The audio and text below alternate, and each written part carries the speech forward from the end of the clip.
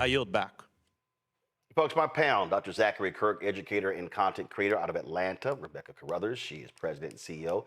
Fair Election Center out of Washington, D.C. Tyler McMillan, social justice leader and movement strategist out of D.C. as well. Rebecca, I want to start with you.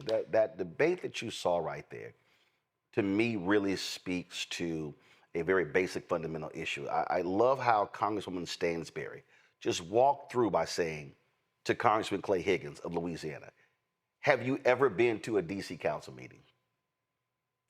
Have you ever actually talked to the folks? No, he said, I heard from people in DC restaurants.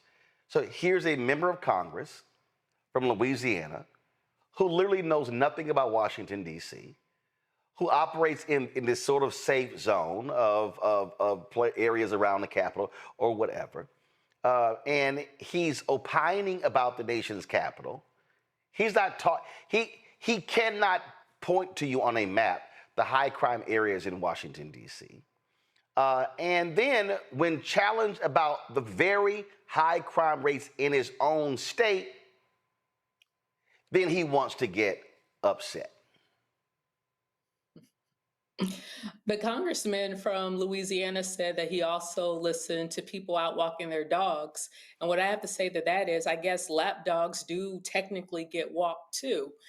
He couldn't even answer the basic question of whether or not there was coordination with the White House. We absolutely know that any White House with its majority, with its party in the majority in Congress, coordinates on domestic policy. That is indeed fact. That's something that happens in DC regardless of the political party. So it was really interesting watching them, watching the Republican lawmakers in that hearing trying to run away from the fact that this has Trump's fingerprints all over it. And in fact, the legislation, the particular bill could have been drafted by the Trump White House.